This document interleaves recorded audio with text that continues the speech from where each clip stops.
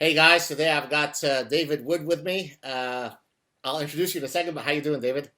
Pretty good, pretty good. Great to have you. So let me just give you guys a bit of an introduction about David. For those of you who may not know who he is, he's got a very, very popular YouTube channel, over 78,000 subscribers, 20 million plus total views. I'm envious of such metrics. Finished his PhD a few years ago in philosophy, but specifically he focused on religion. Maybe you could tell us a bit about that before we get going. Well, yeah, my background is atheism, so I've always been interested in some of the most prominent arguments of atheists, and the sort of bedrock argument of atheism is the problem of evil. If God exists, why is there so much suffering, or something along those lines? And the argument's taken various forms over the years, and sort of the most recent forms that philosophers of religion are using is a Bayesian version of the argument from evil. So I did my dissertation on the Bayesian argument from evil, which is interesting to, I don't know, maybe a couple hundred people in the world. Well, you know, one of the things in academic writing is that if you write an academic book and it sells 1,000 copies, that's considered a Mhm. best-selling academic book. Yeah, So the metrics of diffusion are very different in academic writing. I hear yeah. you. So I thought what we'd start. You pointed to the fact that you were interested in atheism, and I think you were an atheist, and then some personal issues happened in your life that led you to your current Christian faith. Can you walk us through this very interesting personal history? Sure. It's the full story is a bit longer, and people, if people want a more detailed story, they can type in David Wood, Why I'm a Christian, and it'll pop up on YouTube. But the condensed version is there are basically kids growing up who have mental health problems, but don't know about it, don't know what's wrong with them, and don't even know that there is something wrong with them, and no one explains it to them, and so they grow up and they can end up messing up a lot before anyone actually before the system actually catches on that someone has a problem here.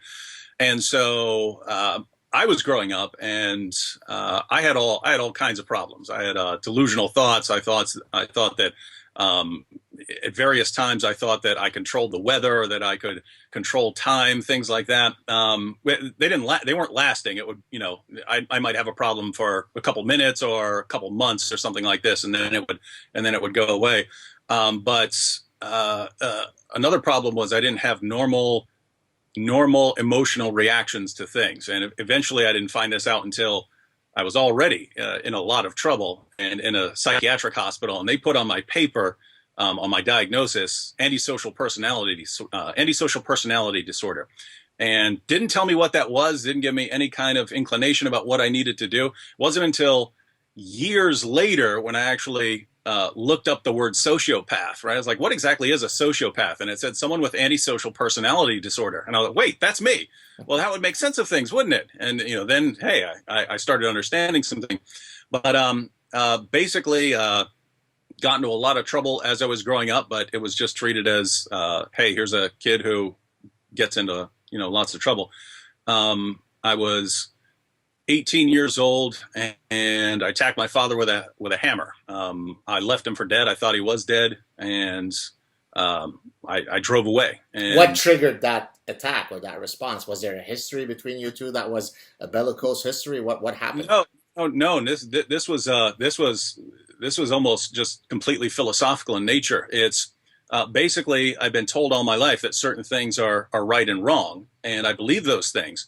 And then I realized that according to my worldview, what I actually believed about the world, those moral rules, those moral, the moral duties, moral obligations, they don't have the kind of status that I'm told that they have. It's basically, if you have just a naturalistic perspective, there are only a couple of places you can go to get your idea of what the status of these moral rules are, and you can say that. They were hardwired into our ancestors. So, our ancestors that had these traits were better able to survive. They were better able to function in groups and so on. And so they're hardwired into us. Or you can say society, puts these into us. And I realized that I can't really trust either one of those sources as far as giving me any sort of moral obligation. I mean, a lion is hardwired to kill all the cubs of a competing pride when it moves into another pride, and that helps. I discussed that in one of my books, but go ahead. Yeah, and that helps the lion pass on its genetic information. I don't see how that has anything to do with whether it's right or wrong. And then, as far as society is concerned, I mean, someone who's marching for social justice or something like that over here feels very strongly about what they're doing, but the guy who in Afghanistan who kills his sister for walking down the street without a male escort, he feels just as strongly about what he's doing. And so just being told or trained by society doesn't seem like a good source either. And so you get to a point where you have to strive for some sort of consistency. And hey, I've got these moral beliefs, and I believe that these things are like absolutely right or absolutely wrong, and they can't have that status given these other things that I believe. And so you can drop that belief that they're really right or really wrong, or you can change your beliefs in order to include something that would make them really right or really wrong, or you can just live with the inconsistency. And with me, of course, I was convinced that all this talk of right and wrong is just nonsense. It's just nonsense. Why do I believe these things?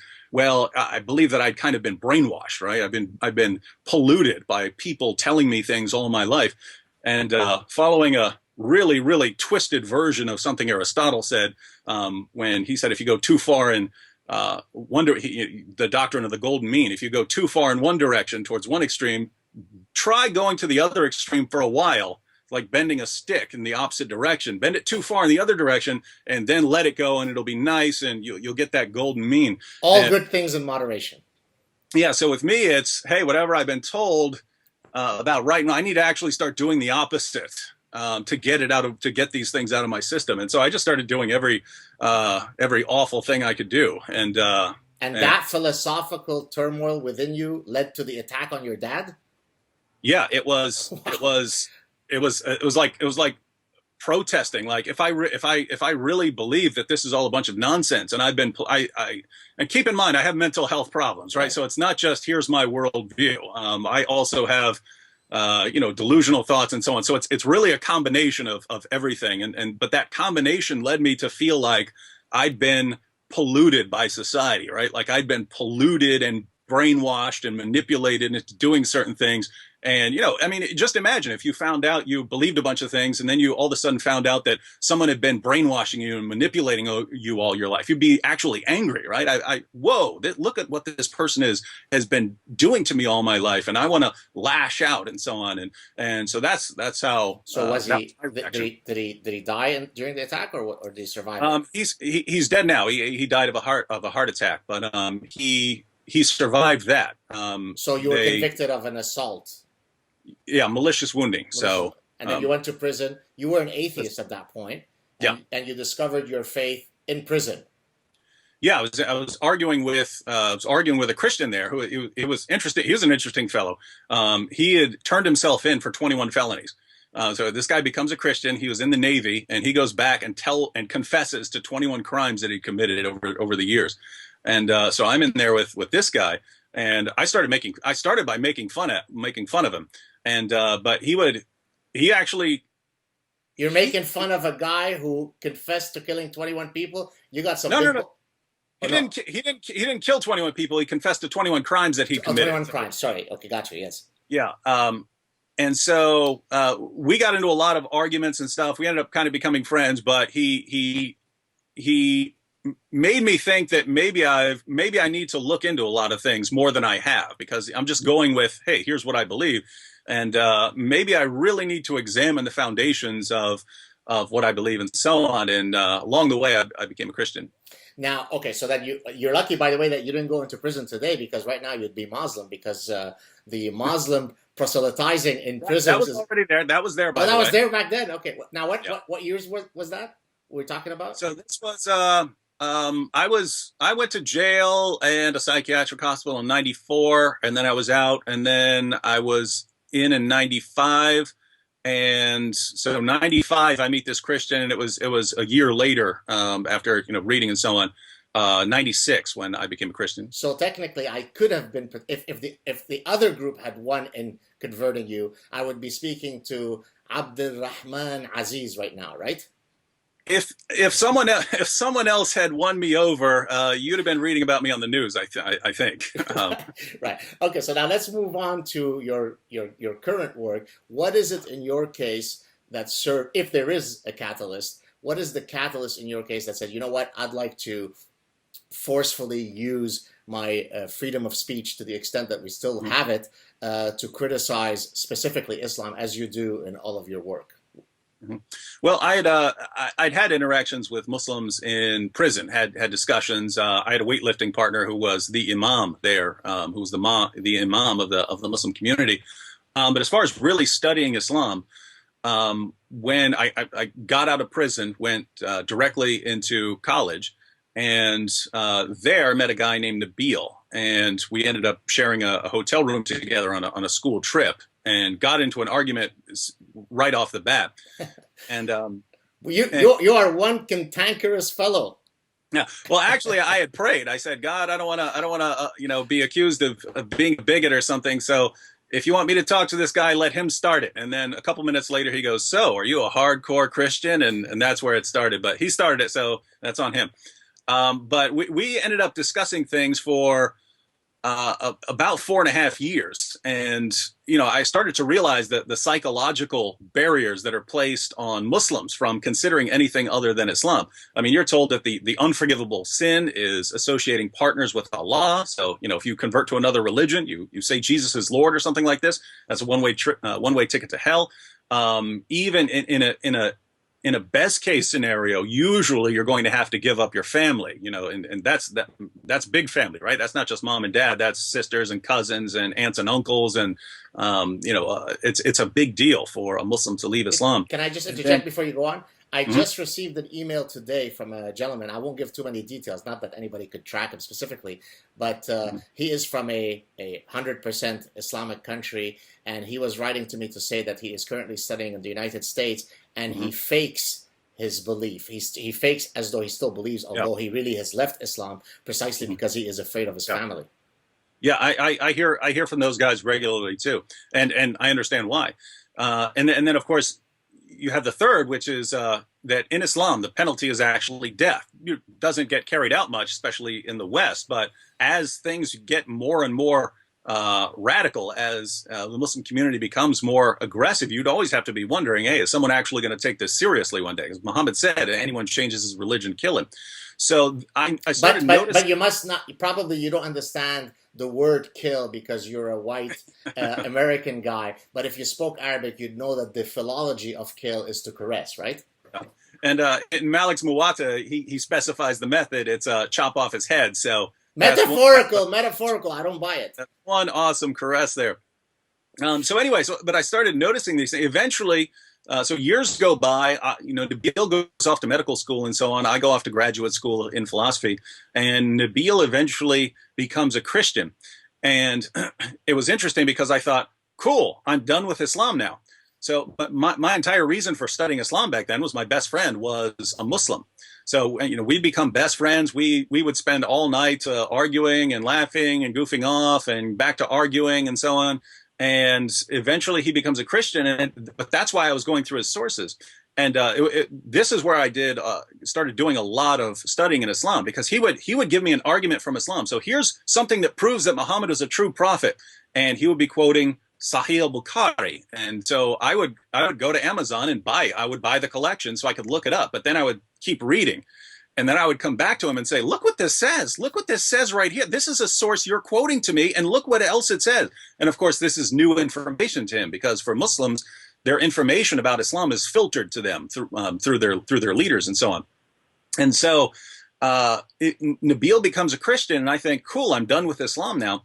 And then it was actually Muslims who started challenging us to debate, because they don't like it when you leave Islam. So, and they didn't want any younger Muslims following Nabil's example and saying, hey, why'd this guy leave Islam? Maybe I need to look into this as well. So they wanted to expose and embarrass us on stage. They wanted to embarrass him to show he's stupid for leaving Islam. And they wanted to expose me. So it was Nabil was stupid for listening to what this guy said. And so that's how we started debating. And it was somewhere along the line. I mean, it took Nabil about a month before he got his first death threat, and it was on his car. It was under the windshield wiper under his car. And so it was sort of along the way that I realized, hey, there are lots of Christians who are focusing on lots of issues, and there are obviously lots of issues in the world today, but this seems like the biggest problem that there is right now, and very few people are dealing with it. And I understand why. As soon as you start criticizing Islam, you start getting death threats. I just earlier today I got a comment, a message from a Muslim who says he wants to rape my mother and burn me to death on top of her. But and peacefully, but peacefully. Yeah, yes, the caress, the caress translation. And so you just get and you're called bigot and racist. If you argue with atheists, you'll get called stupid. They'll call you stupid. But you generally don't get racist and bigot and things like that. And you generally don't, get threats to burn you alive and rape your mother. And so if you're deciding what you want to do in life and you start dealing with Islam, there's some huge psychological pressure there to do anything else. And there are lots of people who start dealing with Islam and they're like, whoa, I've dealt with this for a couple days now, and I feel like I need a shower from everything that's been hurled at me. And so this is not what I'm most interested in. I would be much more interested in just philosophy of science and things like that. But I look around and hey, I want my kids to have a better world than the world I came into, and not a worse world. And so you got to deal with Islam. Well, I tell my wife the exact same thing, because she often tells me, look, you have a very busy career as a professor, as a scientist. It's not as though you're lacking things to do. Why do you take on this additional burden? And my response is, we have young children. I'm not doing it for me. I come from that world. I come from Lebanon. I was born there. I escaped the civil war in Lebanon. I escaped execution in Lebanon. But I'm not doing it for me. I'm doing it for my children. And I think that once you put it in those words, then it becomes clearer why it is important that we fight any illiberal ideology, right? But I was going to say, so you're you're very strong in your Christian faith. Do you think that your not your venom, but how forceful you are in your work would have been affected had you stayed an atheist? In other words, is the content of your message, does it hold irrespective of whether you were an atheist or not? For me, no. For other atheists, it may be, but I mean, I know what kind of atheist I was. So, in other words, I knew how I viewed the world and so on, and going out and fighting for human rights just wouldn't have been an issue it wouldn't have been on my radar as far as something that I even cared about. So me personally, it makes a difference. And it makes a difference in another way. I don't hate Muslims, right? So when I'm talking to Muslims and I'm sharing information with them, it's not, oh, I hate you and, I hope you die and you're an awful person and you're just evil because you're a Muslim. My concern for Muslims is I view them as like they've been manipulated all their lives and so on. And they've been, if you take a young kid and pump him full of a bunch of false information. I mean, what Muslim leaders tell young Muslims, I'm not saying it's false because I disagree with it. It's false according to Muslim sources, right? And they still keep pumping this into them. And so I look at someone, I look at them as, almost like they've sort of been intellectually kidnapped or hijacked. And so, we're helping them. And it wouldn't be very loving if we just said, oh, we don't want to hurt your feelings, so we'll just leave you like that. And that's all you're going to be for your entire life. And, you've got lots of people in the West who, they look at what's going on in the world, and there are lots of people who do hate Muslims, and they find Muslims to be, evil people and so on. And if you ask them why, it's look at these bad things that they do. But because of my background, I'm really not in a position to say, look at this awful thing you've done. You're just hopeless right now. Because, I knew I got a second chance I didn't deserve given the things I've done in my life. And so the vast majority of Muslims, if you say, look at what they've done, I've done worse in my life. I've done worse in my life than they have. And so, I mean, I look back and I'm glad that someone started arguing with me and made me rethink things. And so, I want to be that kind of person for Muslims out there. And so I think that is affected by by Got it. Christian. I was going to say that the content of what you say, its veracity, is true or false independently of what your religiosity is, right? So if you quote something from the Quran, Yes, that yes, is true, right? I think yeah. the where your religiosity comes in is in the manner by which the opposing camp responds to you. I think there's something in their view that is more sinister about you because it is as though you have an ulterior motive to your goal, right? If you're an atheist or you are completely dispassionate, Bill Warner, for example, do you know who that is? Yes, absolutely. Right. So I suspect, I mean, maybe there's, of course, differences in style. You're a lot more satirical and a lot more sarcastic, which can irk some people, although I think it's very effective. And so I suspect that he receives, as a matter of fact, I know that he receives a lot less venom and death threats than you do, because he doesn't come across as though, well, let me show you why my religion is the correct one and yours is false. So I suspect that might also explain why you receive that extra venom. Does that make sense? Oh, absolutely. And as far as the satire and the my general approach in a lot of my videos, that actually ties in more than people know with being a Christian, because lots of people say, hey, you're supposed to be nice if you're a Christian. I don't know what they're talking about, because I mean, Jesus, woe unto you, scribes and Pharisees, you hypocrites. He could be pretty brutal in his criticism, but it actually ties in because I get messages from Christians and who say, hey, I want to reach out to Muslims and talk to Muslims, but I'm scared that I'm gonna get killed. And so I view part of this as, well, I'll make myself a bigger target than you. And so, as long as I'm safe out there and I'm running my mouth, as long as I'm safe, you guys don't have to worry. And so whatever people think about, me or Pamela Geller or Robert Spencer, whether you disagree with them or not, they are performing a huge service in the sense that everyone who's less of a target than people who are actually out there getting attention for criticizing Islam are kind of protecting everyone else. It's interesting that you mentioned a couple of these folks. So I've had Tommy Robinson on. Do you know who that is? So I had Tommy Robinson on. I had Robert Spencer on. Now I have you. I would just correct me if I'm wrong, but you would probably be considered three of the more polarizing folks. And I would receive a lot of emails from people or messages where they say, "Oh, geez, why are you associating yourself with these bigots?" And then many of these exact same people, after they would hear my conversation with said folks, would come back and say, "Oh my God, I've been hoodwinked. There's nothing in their discourse that struck me as phobic or bigoted." And so it shows you the power of propaganda, where tons of otherwise really smart people start off with the premise that you're speaking to David Wood, but that guy is a KKK Nazi. What are you doing, right? Yeah, absolutely. And I mean, what's funny is, if you hang out with like Robert Spencer, I've hung out with him many times, and Robert's just hilarious, and all he does is laugh the entire time. He has such a good time. He loves life so much. And he's critical of Islam specifically because of what it teaches about jihad and subjugating unbelievers. That's his reason for doing it. And if you ask someone, well, he's a racist and a bigot, and that's all there is to him. And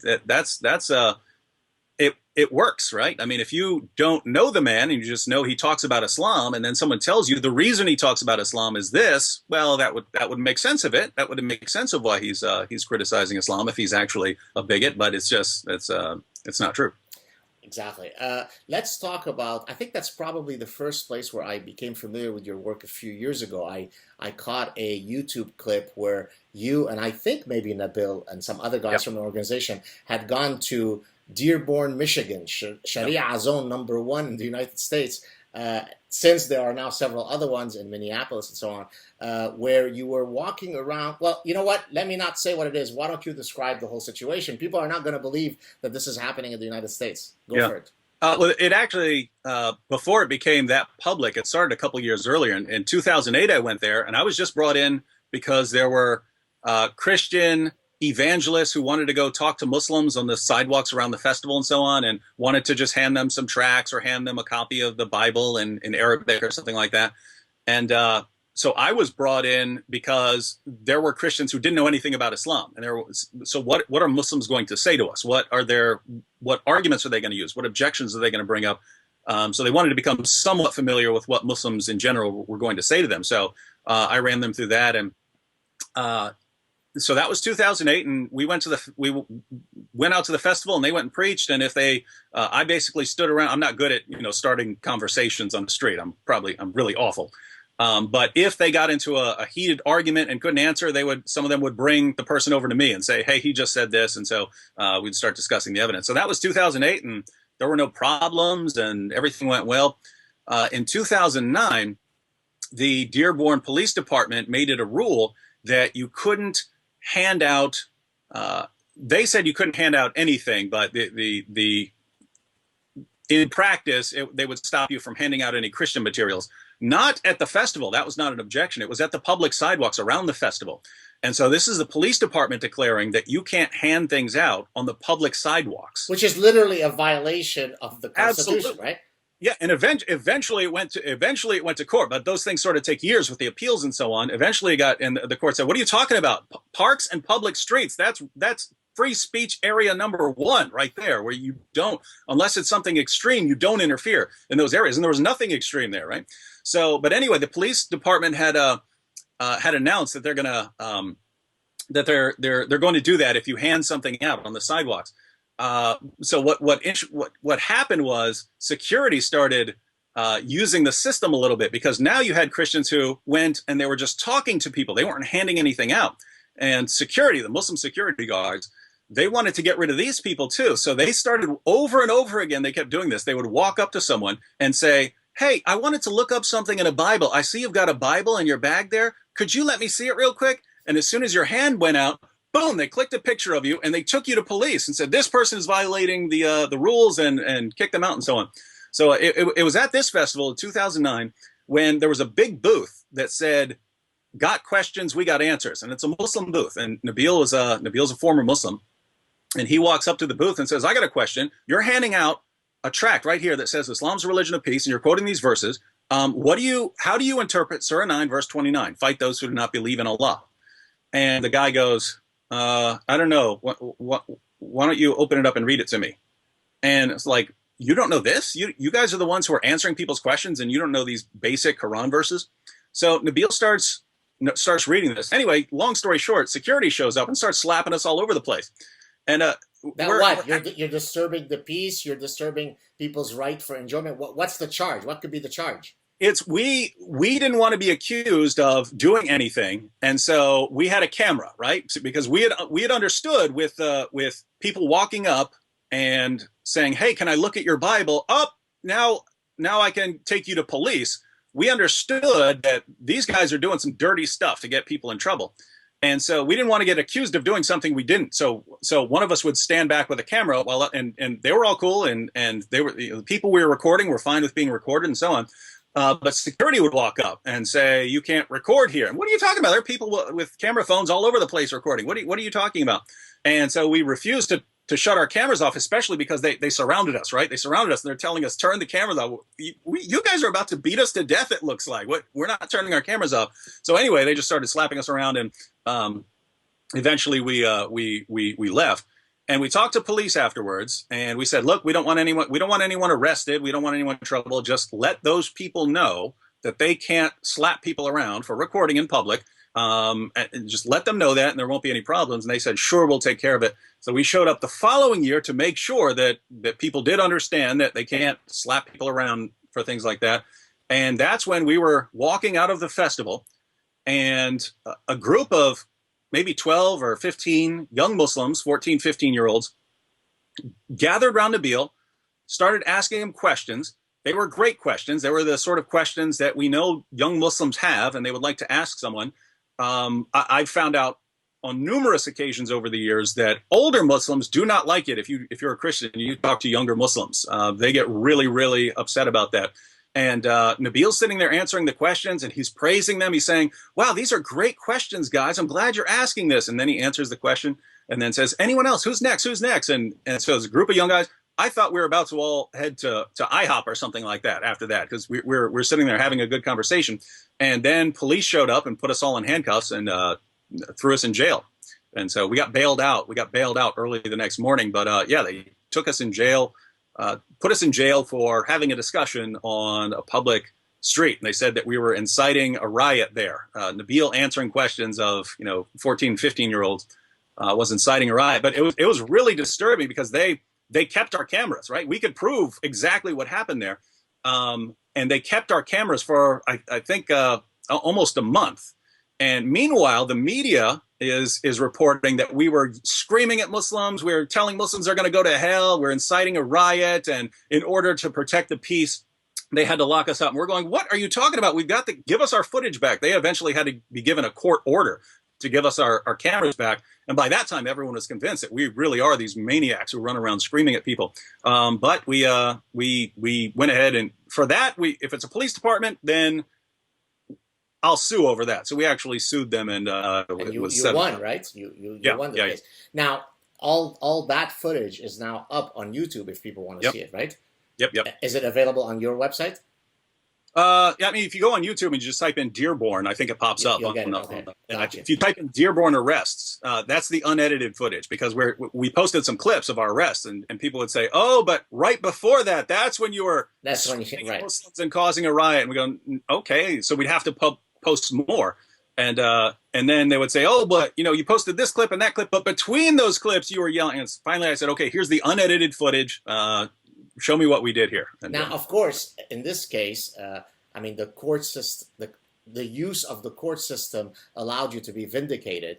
But of course, this only works as long as the demographic realities are as they are today. As those demographic realities change, then your ability to use our system, our democratic system, is somewhat tainted, because you never know whether. I mean, there was a case in Philadelphia, I think, a few years ago, right, where a Muslim convert judge actually chastised a guy for wearing a Muhammad suit during a parade. Are you familiar with this case? Right? And so in a sense, one can rejoice that the system is working, but the system can only keep working as long as the demographic realities are as they are, and not how they're potentially heading, correct? Oh, absolutely. And by the way, the system in Dearborn did not work. We had to go up to higher courts outside of there in order to be vindicated, because the system inside, you get eaten alive there. And now the police who were sort of doing all this Orwellian stuff, they weren't all necessarily Muslim, correct? They were most of them aren't Muslims, but they view it. So they already have the psychology of the dhimmi, right? And maybe you could explain to us what that concept is. Yeah, well, that's there are people who think that all non-Muslims have to be killed according to Islam, and that's not the case. You can be a subjugated people. Christians and Jews can agree to pay tribute money to the Muslim community and still be Christians, and but you're a second-class citizen. And that's second class, by the way, second class is a generous nomenclature. You could say third class, possibly, right? Yeah. And so now, what's absolutely amazing is you still end up with this. You end up with this system, even if it's not officially the law of the land, in areas like Dearborn, where the police department find out that, hey, we have to be on really good terms with the Muslim community. Well, I mean, why? Well, we're looking for terrorists, and we have to, we need their, we need to be on good terms with them, and so on. And then they find out, well, to be on good terms with us, you have to do other things. Like, see those Christians over there bothering people? See them? You got to take care of those guys, and they'll do it, and they'll come after you. Now, one of the things that's very powerful in your work, other than, of course, your satirical delivery and so on, is that no one could accuse you of not being very familiar with the original text. But I did a clip recently on something that I called the holy 3M of apologia. Let me mention those words. It's mistranslated, it's misinterpreted, and it's misunderstood. And so the idea is the apologists for Islam will always come back with one of these 3Ms. There are a few other strategies. And so I'm sure that in your lengthy debates that you've had with Muslims, they've hit you with the holy 3Ms. What is your typical rebuttal to sort of this collection of apologia? Well, my short response is at first to agree with it. So they'll say, you can't understand Islam if you're not reading it in the Arabic, and you can't trust translations and so on. And then I go, wow, So what you're telling me is Islam is completely useless to most of the world's population. Most of the world's population can't speak Arabic, and even among Arabs, most of them aren't familiar with classical Arabic and so on. And so, I mean, I know several fluent Arabic speakers who have a massive problem when they're reading the Quran. They don't know what they read. So just speaking Arabic isn't enough. You have to actually know 7th century Arabic. And so what you're telling me is if it can't be understood, then it's basically useless. Well, how can it be the religion for all mankind if it's useless to the vast majority of people? What you're telling me is I need to just listen to someone, right? I need to listen to what you tell me about Islam. But why should I listen to you rather than to, Abu Bakr al-Baghdadi? Why would I not listen to him? But he's not a true Muslim. He's a fake Muslim. That's the point. How do I know who the true Muslim is without having some text to tell me which is the true Muslim, right? In other words, I need a standard to tell me who's actually the true devout Muslim and who is misinterpreting the text. I can't know that these texts are being misinterpreted unless I can examine the text. And that's what you're telling me I can't possibly do. I can't examine the text. And so I don't know what to believe. And I might as well just believe Abu Bakr al-Baghdadi as quickly as I would believe you. So I'm not in much of a different position from before. But so that's how I initially respond. But if we go deeper, the Quran claims repeatedly to be clear, right? Over and over again, like a beating drum. These are the clear words. This is the clear message, and so on. That Allah's claiming that His revelations are clear. If they're clear, we should be able to understand them pretty well. And if we can't, then great. Then the Quran just isn't what it claims to be. And so, I usually go along those lines. But at the end of the day, that's kind of a lower level apologetic tactic for people who don't know much. But they have to do that against you because they can't use the excuse that you don't know the content. And therefore, once you start quoting this surah and that hadith, they have to find a way, right? You're not one of the original companions of Muhammad. Therefore, you can't speak about this, right? And what I mean there is if you're talking with more scholarly Muslims, they'll try to actually respond. They'll say, yes, this is what it says, but you have to go to the historical background and look at this situation and that situation. Then that unpacks the deeper meaning. Whereas, the sort of lower level tactic is, you can't understand any of this. You can't understand this. And for that other category of Muslims who are actually trying to respond, I had a great debate with Dr. Shabir Ali, on is the Quran a book of peace? And so we went through the Quran, and I deliberately used the exact same arguments I use in my YouTube videos, just so no one could say I caught him off guard or I was using something. I used the exact same argument I use in my 3 Stages of Jihad video, which has been out for a long time. And he just couldn't answer it. He tried quoting a couple Quran passages, and I would go back to the Muslim sources and show him that's not how Muhammad's companions interpreted it. And so if they're not interpreting that way, it's very odd for modern Muslims to come up with interpretations. And so really there was no answer for it. So what is the strategy then? I mean, is it simply the fact that there is lack of information and most people are cognitively lazy? They basically believe in some monotheistic God, right? I mean, if I'm born somewhere in Saudi Arabia and if I'm a decent person, I believe that there's a monotheistic God. I know that I should pray 5 times a day. I know that I should give zakat and so on. And I don't know all of the specifics, and I don't care about worrying about all those different surahs and so on. And therefore, what's the solution? Is it that everybody should try to be convinced to read that stuff so that they can hopefully have some of that inner turmoil? Yeah. Well, you have something similar in both the Muslim world and in the non-Muslim world as far as lack of familiarity with what the Muslim sources actually say. But it's for completely different reasons.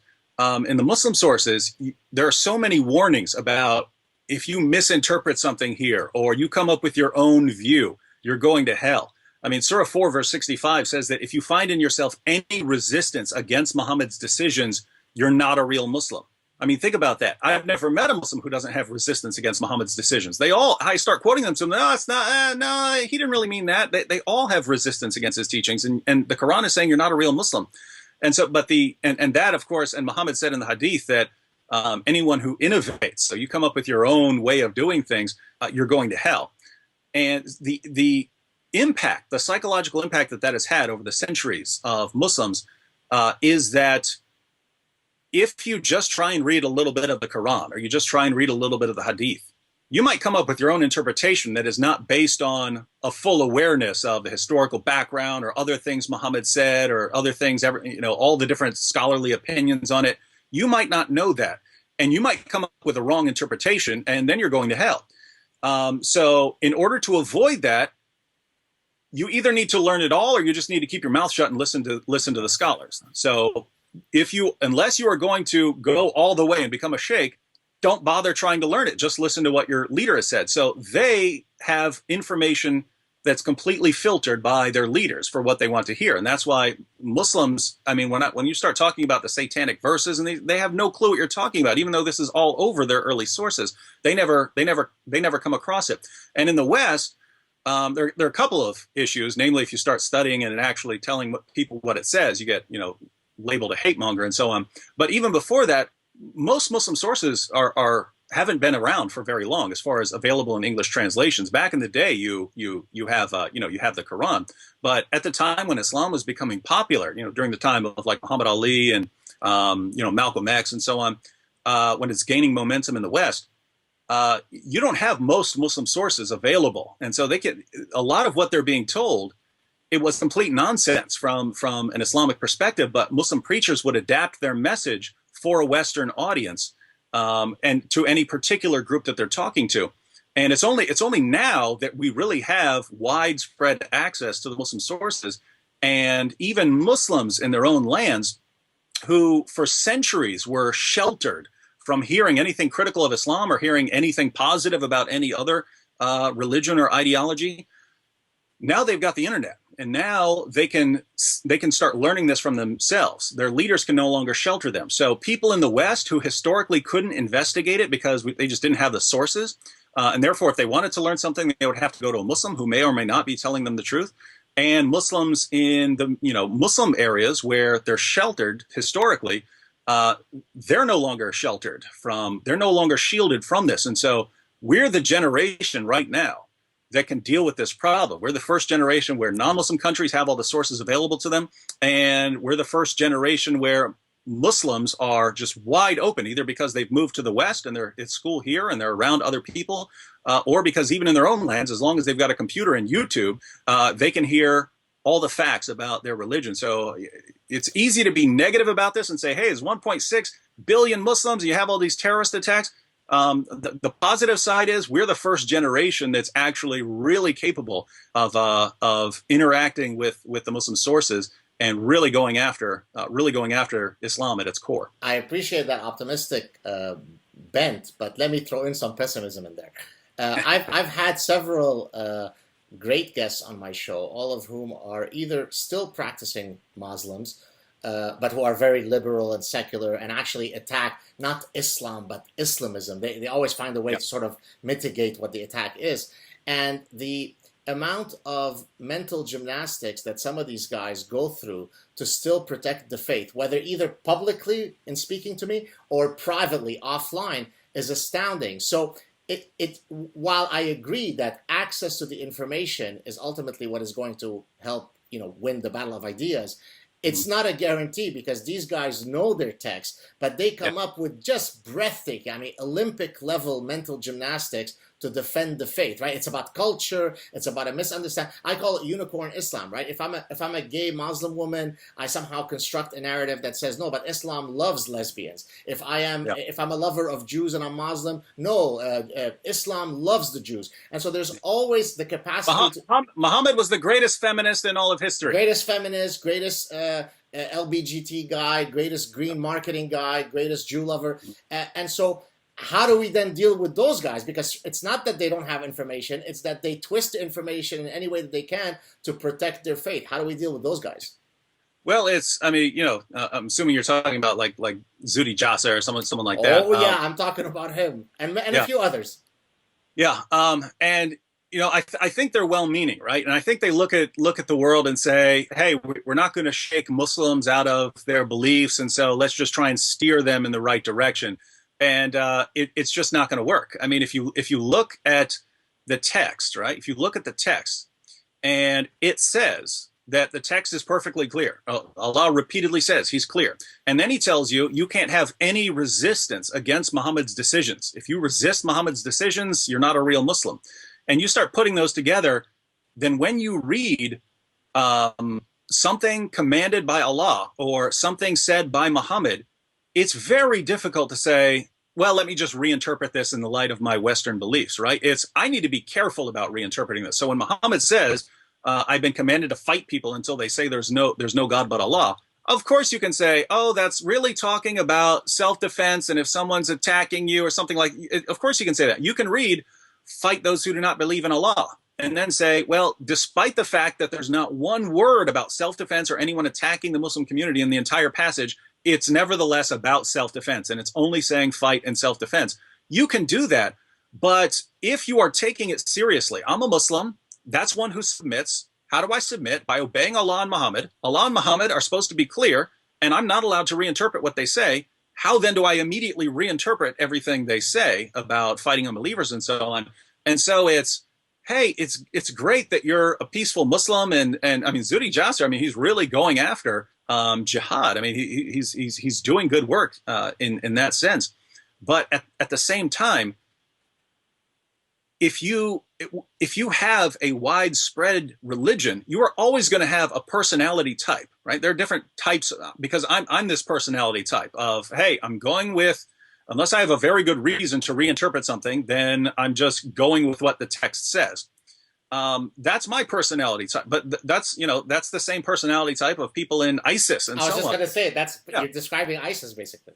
And so that will work for people of a certain personality type. It's not going to work for people with a different personality type who are going to say, I'm not listening to you, Zuhdi Jasser. You are not, have never been, and never will be an authoritative source of Islamic doctrine and practice. Allah and Muhammad are. So I need to listen to them, and I don't get to reinterpret it based on Western values. I need to do exactly what it says, and you're going to get jihad.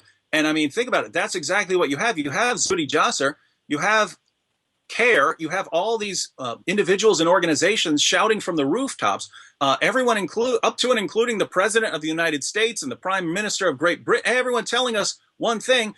And if you look at terrorist attacks over the past several years, you see it going up like this. And you say you deal with statistics, you know what that means, right? Unless something changes, that keeps going up. That is the type of curve you only want to see if it's like your bank account or your YouTube subscribers or something like that. You don't want to see that if it's people being killed. And so my question for them would be, do you think this is going to work? Because you're doing it and it's failing miserably. Things are becoming more radical, more violent. Do you have a plan B? Because if this is your only plan, just running around saying, hey, let's interpret this in a peaceful light, this is failing miserably. And so if you don't have a plan B, why don't we go with my plan? So based on what you just said, let's say the last 5 minutes, I could almost guess then what the response to my next question is going to be. Actually, 2 questions. We can lump them together. Number one, so then I'm assuming that you would think that any exercise in reforming Islam is probably useless. And if that's the case, then if Islam is non-reformable, then does it have a place in secular, liberal, pluralistic, tolerant democracies? What do you think? Well, Muslims can be reformed, so people can be reformed, and people are capable of interpreting anything however they want, right? You could open up the Qur'an and say that this is telling me to bake pancakes, right? You can interpret anything to mean anything you want. But you really can't, though, right? I mean, in the sense that I'm saying individuals are capable of doing it, but Islam, because it claims to be clear and because it specifically says don't reinterpret this, there's always going to be a huge tension between Muslims who are reinterpreting it and saying that what Allah really means here when he says this is something different. If you're taking the text seriously, you don't get to say that, because what you just said is you can say it more clearly than Allah in his perfectly clear book said it. You're claiming to be greater than Allah. Lots of Muslims aren't going to do that. And so just based, again, on personality types of, yes, you'll have people who are more feeling based and so on. You'll have people who want to interpret the text for exactly what it means. And unless you come up with a way of changing human nature to where all people are the sorts of people who would just reinterpret something that you don't like, then this is not, Islam's not going to reform, right? Unless you took all Qurans and changed what it says, and you took, Bukhari and Muslim and so on, and changed what these texts say, then the texts are, some of the clearest passages are, fight those who do not believe in Allah, fight the unbelievers who are near to you, and let them find in you hardness. These are some of the clearest passages in the Quran. If you want to reinterpret those, why not reinterpret everything else? Why not reinterpret Muhammad saying pray 5 times a day? Why not reinterpret that? Why not reinterpret the Shahada? If you get to reinterpret that, then you're on shaky ground, and there are always going to be people who take it seriously, who understand that. You don't get to reinterpret these things. And so as long as Islam is around, as long as it continues, you're going to have violence emerging from it regularly, in spite of all the peaceful Muslims. So then, if we say link it then to a very pragmatic reality that the West is facing in all the different nations, how do we navigate? And I've asked this of many of my guests. How do we then navigate the tension between being a humane culture that lets in people that are fleeing war, who are otherwise kind and decent and peaceful, from the reality, which is there's always going to be a group within that people coming in who are, they don't have to be ISIS fighters. And I've often said that, right? If you let in Syrian refugees into Canada, I can bet you that the levels of anti-Semitism are going to hover around 90%. That's probably a charitable number. So if you are Jewish, then probably letting in 50,000 people, of whom 90% are genocidal in their hatred of the Jews, it's perfectly rational to be afraid of that, even though those people might invite you to a nice dinner with hummus and kibbeh, right? Yeah. But that still means that they hate gays, and they don't have the same feelings for women, and they don't like Jews. So then how do we navigate this tension? We want to be humane, we want to be open, we want to let people in who are fleeing war. I fled war, but how do we then deal with the other problems? How do we do that? Yeah, you of course have the people who say, just close off nations to immigration and so on. For the record, I get in trouble for saying, no, that's not the route I think we should go. I would certainly want to change the face of how immigration currently works. If you look at the thousands of people who are marching through Europe, they seem like almost all of them were like 25-year-old Muslims, really, right? Muscular, ominous-looking guys. Yes. In other words, the people who are most and best able to survive in a war-torn area, they were the ones fleeing, and the people who were least able to survive in a war-torn area, they were the ones left behind because they can't make the march. You know what the usual argument against that fact is? That they send their men first to make sure that it is okay wherever they're going, so that they can then bring their women. And so they leave the women and children back in Raqqa. They move to Mannheim to make sure that Mannheim and Cologne are safe. There you go. Yeah. Good, upstanding men there, leaving their wives back in the middle of the war. So, I think there needs to be some priorities here, but people resist all priorities. If you're a religious minority, even a Muslim religious minority, that should be a consideration. If you're a woman or a child or an old person, that should give you some priority over 25-year-old, very strong, young, strapping lad. And even then, there are refugee populations in the world that are much worse off. You look at like starving people in areas of Africa where, you wonder how this little kid can even be alive. And, and our concern is, hey, we need to get this 25-year-old Muslim in there because he's got it rough. Well, he's got it even in his own situation. That's not as bad as some of these other people. And so, it's a tricky situation. But if you're talking about 25-year-old young Muslims, I would be in favor of, hey, since you're coming here, we're going to hook you up to a machine. It's called a lie detector. And we're going to have this guy here. He's going to ask you some questions. And we want you to answer honestly. If you don't answer honestly, we're going to send you back. And if you give the wrong answers on some of these things, we're going to send you back. I think people will be able to beat that lie detector, right?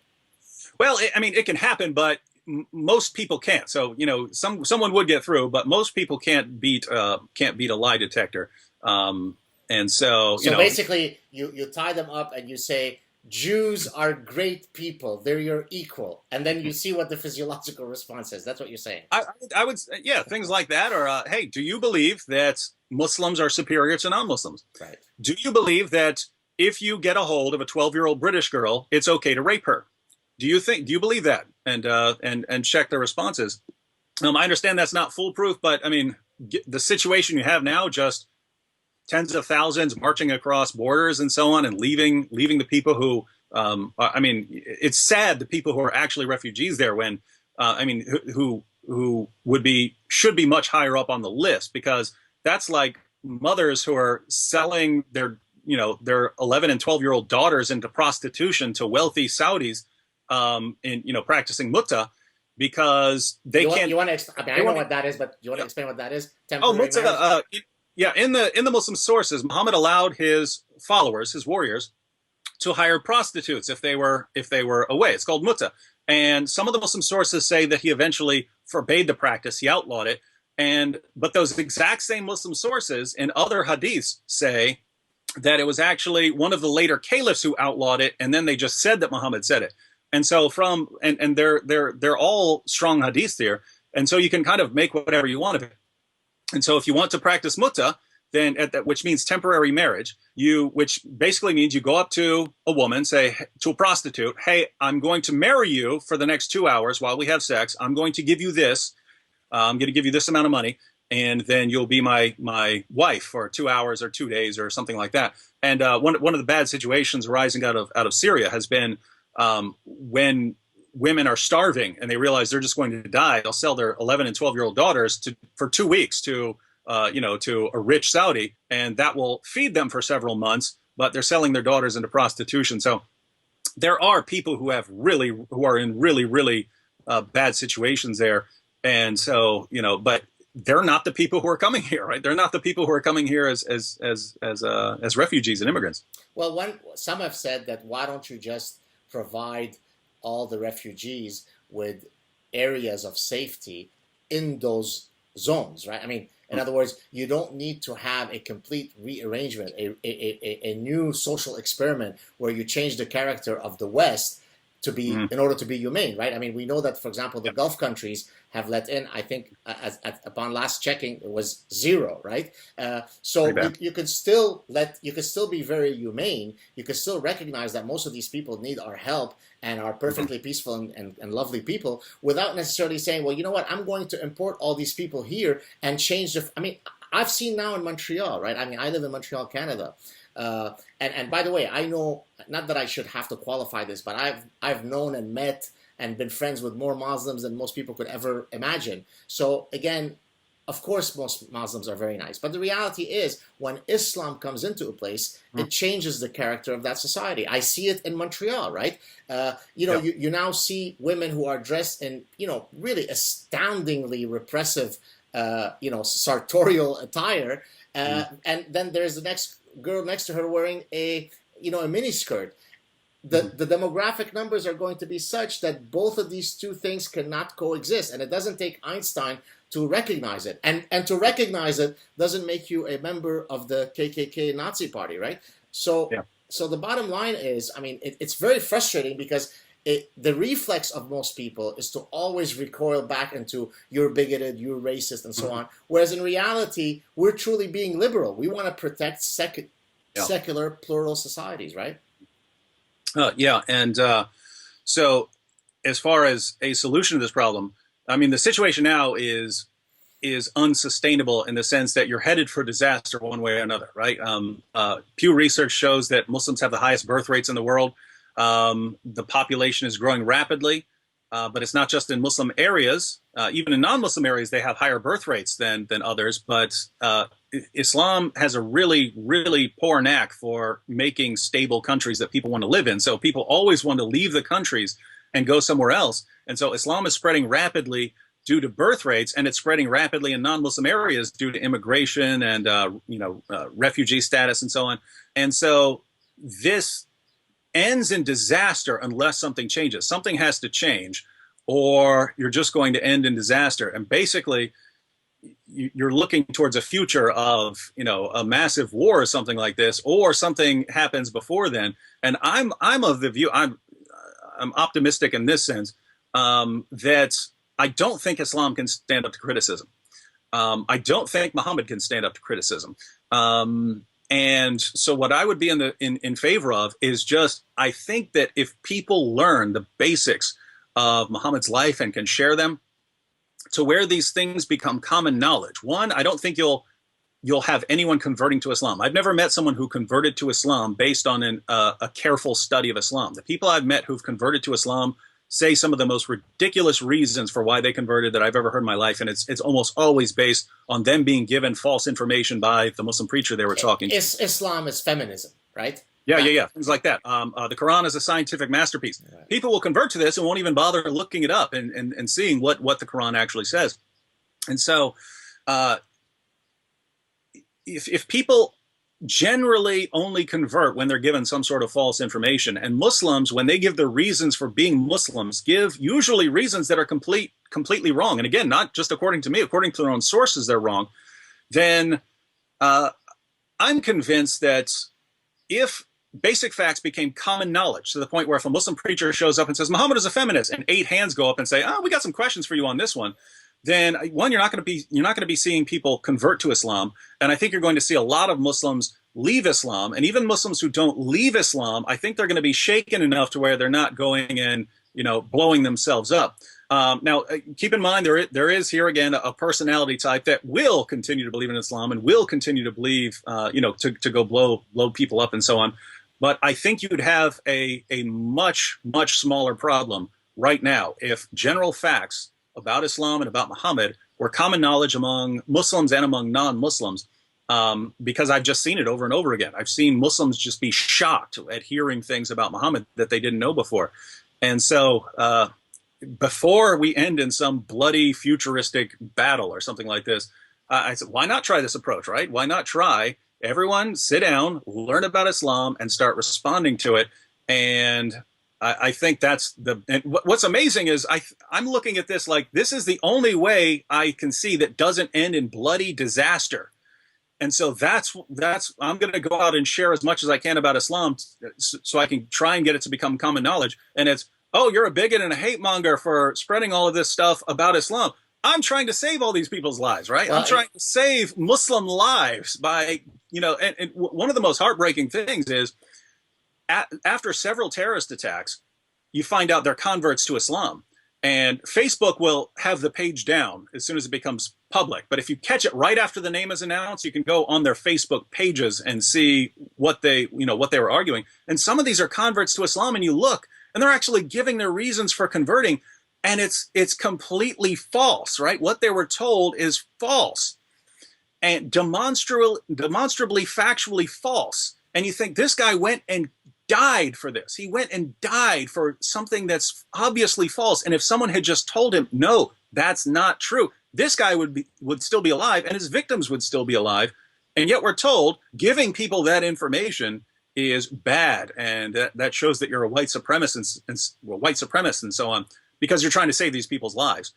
Very strange world we live in. I was going to say, and we're about to end, I in a different way from the way you approach the problem, one of the reasons that I'm engaged in this discussion is that I completely agree with you that there are ultimately 2 ways that we're going to solve this problem. We're either going to solve it peacefully or we're going to solve it down the road non-peacefully. In other words, what I call the castrati brigade, right? The guys who are without testicles. The reality is that not all men have lost their balls, and at some point, men will wake up. And when they wake up, their response may not be very pretty, right? So we can either wait till that point and have a repeat of the Lebanese Civil War in every street corner all over the West, or we can talk about it now and hopefully avoid these problems down the line. And so in that sense, it's difficult to argue that someone like you is actually not a man of peace, because in a sense, you are literally trying to avoid the bloodbath that's going to come down the line, right? Yeah, and I mean, I have no doubt. I have no doubt that people will eventually understand what they're up against.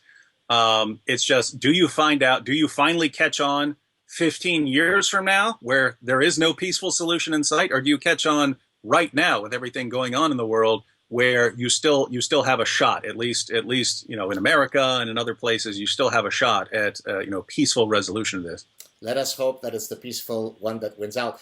David, before I let you go, are there any projects, any books you're working on, anything that you'd like to promote that is not yet public that you might use this platform to promote? I've actually written several books, or part of books. It's finishing them. That's always in the back of my mind. That hey, I can make a video on this, and that will actually reach people around the world much more quickly than the book will. But yeah, I'll be wrapping up a couple of books I've been working on here in the next couple months and send them off. But mainly on YouTube. It's I'm getting around a little over a million hits a month now, which is pretty good. But when I think of the amount of information that really needs to be posted, there's awesome stuff coming, right? I mean, we have this opportunity that other generations didn't have, and I want to take full advantage of it. And so, people want to follow me up on YouTube. I got most of my videos. I just think through them and then make them and so on. And it's a very quick process. But I got some things I've been working on for several years in order to get it exactly how I want it. And so, yeah, you always have this Great very stuff. diabolical, not diabolical in a nice way, grin on your face as you deliver your satirical material. I highly recommend your work. I know that I often watch it, and oftentimes, despite how serious the material is, you have me cracking up. So keep up the great work. Real pleasure talking to you, David. Stay on the line. Thank you so much. All right, brother. Cheers.